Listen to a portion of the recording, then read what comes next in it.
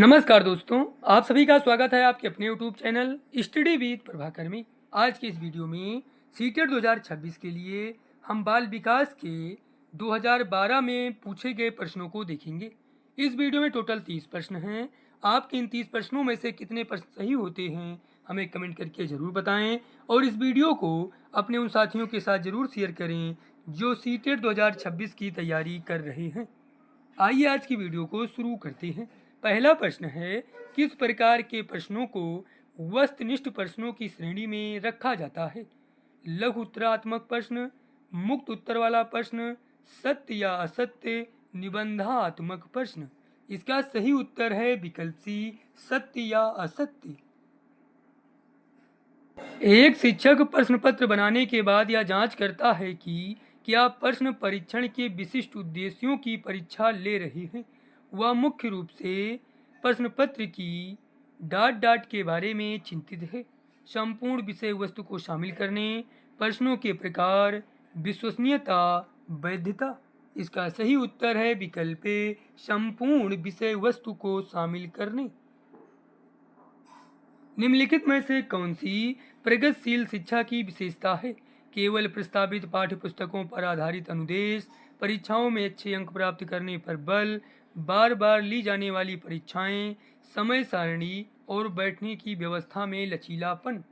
इसका सही उत्तर है विकल्प डी, समय सारणी और बैठने की व्यवस्था में लचीलापन। बीजों का अंकुरण संकल्पना के शिक्षण की सबसे प्रभावी पद्धति है। विद्यार्थियों द्वारा पौधे के बीज बोना और उसके अंकुरण के चरणों का अवलोकन करना, श्यामपट्ट पर चित्र बनाना और वर्णन करना, बीज की वृद्धि के चित्र दिखाना, विस्तृत व्याख्या करना। इसका सही उत्तर है विकल्प ए, विद्यार्थियों द्वारा पौधे के बीज बोना और उसके अंकुरण के चरणों का अवलोकन करना। जब बच्चा फेल होता है तो इसका तात्पर्य है कि बच्चे ने उत्तरों को सही तरीके से याद नहीं किया है। बच्चे को प्राइवेट ट्यूशन लेनी चाहिए थी। व्यवस्था फेल हुई है। बच्चा पढ़ाई के लिए योग्य नहीं है। इसका सही उत्तर है विकल्प सी, व्यवस्था फेल हुई है। आप सभी अपना आंसर भी कमेंट करते रहें। समावेशी शिक्षा कक्षा में विविधता का उत्सव मनाती है। दाखिले संबंधी कठोर प्रक्रियाओं को बढ़ावा देती है। तथ्यों की शिक्षा मतारोपण से संबंधित है। हाशिए पर स्थित वर्गों से शिक्षकों को सम्मिलित करने से संबंधित है। इसका सही उत्तर है विकल्प ए, कक्षा में विविधता का उत्सव मनाती है। शिक्षण से अधिगम पर बल देने वाला परिवर्तन हो सकता है। बाल केंद्रित शिक्षा पद्धति अपनाकर, रटने को प्रोत्साहित करके, अग्र शिक्षण की तकनीक अपनाकर, परीक्षा परिणामों पर केंद्रित होकर। इसका सही उत्तर है विकल्प ए, बाल केंद्रित शिक्षा पद्धति अपनाकर। विवेचनात्मक शिक्षा शास्त्र का यह दृढ़ विश्वास है कि शिक्षार्थियों को स्वतंत्र रूप से तर्कना नहीं करनी चाहिए। बच्चे स्कूल से बाहर क्या सीखते हैं यह अप्रासंगिक है। शिक्षार्थियों के अनुभव और प्रत्यक्ष महत्वपूर्ण होते हैं। एक शिक्षक को हमेशा कक्षा कक्ष के अनुदेशन का नेतृत्व करना चाहिए। विवेचनात्मक शिक्षा शास्त्र का यह दृढ़ विश्वास है कि शिक्षार्थियों के अनुभव और प्रत्यक्ष ज्ञान महत्वपूर्ण होते हैं। इसका सही उत्तर है विकल्प सी। शिक्षार्थी व्यक्तिगत भिन्नता प्रदर्शित करते हैं, अतः शिक्षक को सीखने के विविध अनुभवों को उपलब्ध करना चाहिए। कठोर अनुशासन सुनिश्चित करना चाहिए। परीक्षाओं की संख्या बढ़ा देनी चाहिए। अधिगम की एक समान गति पर बल देना चाहिए। इसका सही उत्तर है विकल्प ए, सीखने के विविध अनुभवों को उपलब्ध करना चाहिए। विद्यालय आधारित आकलन मुख्य रूप से किस सिद्धांत पर आधारित होता है? आकलन बहुत किफ़ायती, मितव्ययी होना चाहिए। किसी भी कीमत पर विद्यार्थियों को अच्छे ग्रेड मिलने चाहिए। विद्यालय बाह्य परीक्षा निकायों की अपेक्षा ज़्यादा सक्षम है। बाह्य परीक्षकों की अपेक्षा शिक्षक अपने शिक्षार्थियों की क्षमताओं को बेहतर जानते हैं। इसका सही उत्तर है विकल्प डी। निम्नलिखित में से कौन सा विकास का सिद्धांत है? विकास हमेशा रेखीय होता है। सभी की विकास दर समान नहीं होती है। यह निरंतर चलने वाली प्रक्रिया नहीं है। विकास की सभी प्रक्रियाएं अंतर संबंधित नहीं हैं। इसका सही उत्तर है विकल्प बी, सभी की विकास दर समान नहीं होती है। एक शिक्षिका पाठ्यपुस्तक और फल सब्जियों के कुछ चित्रों का प्रयोग करती है और अपने विद्यार्थियों से चर्चा करती है। विद्यार्थी इस जानकारी को अपने पूर्व ज्ञान से जोड़ते हैं और पोषण की संकल्पना को सीखते हैं। यह उपागम डाट डाट पर आधारित है। अधिगम के शास्त्रीय अनुबंधन, पुनर्बलन के सिद्धांत, अधिगम के सक्रिय अनुबंधन सिद्धांत, ज्ञान के निर्माण सिद्धांत। इसका सही उत्तर है विकल्प डी, ज्ञान के निर्माण पर। मानव विकास को क्षेत्रों में विभाजित किया जाता है जो है शारीरिक, संज्ञानात्मक, संवेगात्मक और सामाजिक।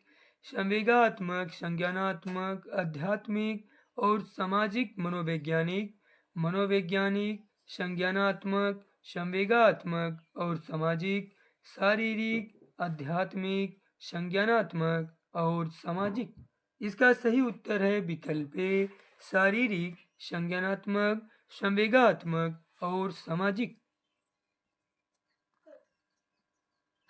शिक्षा के संदर्भ में समाजीकरण से तात्पर्य है अपने सामाजिक मानदंड बनाना, समाज में बड़ों का सम्मान करना, सामाजिक वातावरण में अनुकूलन और समायोजन, सामाजिक मानदंडों का सदैव पालन करना। इसका सही उत्तर है विकल्प सी, सामाजिक वातावरण में अनुकूलन और समायोजन। जब बच्चे की दादी उसे उसकी माँ की गोद से लेती है तो बच्चा रोने लगता है। बच्चा डांट डांट के कारण रोता है। सामाजिक दुश्चिंता, संवेगात्मक दुश्चिंता, अजनबी दुश्चिंता, वियोग दुश्चिंता। इसका सही उत्तर है विकल्प बी, संवेगात्मक दुश्चिंता।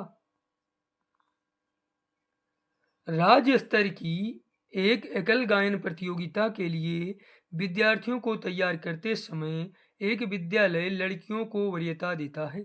यह दर्शाता है वैश्विक प्रवृत्तियां, परियोजनात्मक उपागम, प्रगतिशील चिंतन, लैंगिक पूर्वग्रह। इसका सही उत्तर है विकल्प डी, लैंगिक पूर्वग्रह। एक शिक्षिका अपने शिक्षार्थियों की विभिन्न अधिगम शैलियों को संतुष्ट करने के लिए वैविध्यपूर्ण कार्यों का उपयोग करती है। वह डाट डाट से प्रभावित है। कोहल वर्ग के नैतिक विकास के सिद्धांत से, गार्डनर के बहुबुद्धि सिद्धांत से, वाइगोत्स्की के सामाजिक सांस्कृतिक सिद्धांत से, पियाजे के संज्ञानात्मक विकास के सिद्धांत से। इसका सही उत्तर है विकल्प बी, गार्डनर के बहुबुद्धि सिद्धांत से। वाइगोत्स्की बच्चों के सीखने में निम्नलिखित में से किस कारक की महत्वपूर्ण भूमिका पर बल देते हैं? आनुवांशिक, सामाजिक, शारीरिक, नैतिक। इसका सही उत्तर है विकल्प बी, सामाजिक। एक शिक्षिका अपने आप में कभी भी प्रश्नों के उत्तर नहीं देती। वह अपने विद्यार्थियों को उत्तर देने के लिए समूह चर्चाएं और सहयोगात्मक अधिगम अपनाने के लिए प्रोत्साहित करती है। यह उपागम सिद्धांत पर आधारित है। अनुदेशात्मक सामग्री के उचित संगठन, अच्छा उदाहरण प्रस्तुत करना और भूमिका प्रतिरूप बनाना, सीखने की तत्परता, सक्रिय भागीदारिता। इसका सही उत्तर है विकल्प डी, सक्रिय भागीदारिता। कोहल वर्ग के अनुसार शिक्षक बच्चों में नैतिक मूल्यों का विकास कर सकता है। धार्मिक शिक्षा को महत्व देकर, व्यवहार के स्पष्ट नियम बनाकर, नैतिक मुद्दों पर आधारित चर्चाओं में उन्हें शामिल करके, कैसे व्यवहार किया जाना चाहिए इस पर कठोर निर्देश देकर। इसका सही उत्तर है विकल्प सी, नैतिक मुद्दों पर आधारित चर्चाओं में उन्हें शामिल करके। निम्नलिखित में से कौन सा शिक्षक से संबंधित अधिगम को प्रभावित करने वाला कारक है?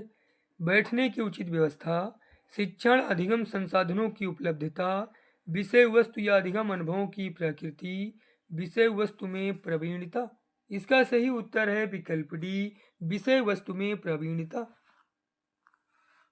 छोटे शिक्षार्थियों को कक्षा कक्ष में समवयस्कों के साथ अंतःक्रिया करने के लिए प्रोत्साहित करना चाहिए, जिससे वो एक दूसरे से प्रश्नों के उत्तर सीख सकें, पाठ्यक्रम को बहुत जल्दी पूरा किया जा सके, वे पढ़ने के दौरान सामाजिक कौशल सीख सकें, शिक्षक कक्षा कक्ष को बेहतर तरीके से नियंत्रित कर सके।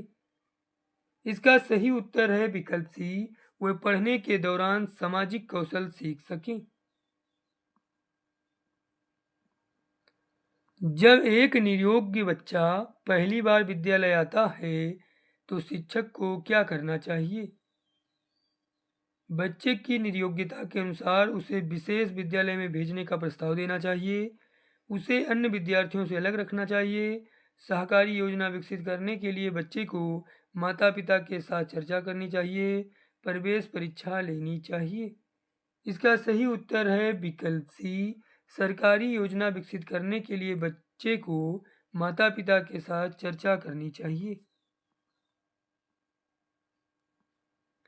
मानव व्यक्तित्व परिणाम है पालन पोषण और शिक्षा का, आनुवांशिकता और वातावरण की अंतःक्रिया का, केवल वातावरण का, केवल आनुवांशिकता का।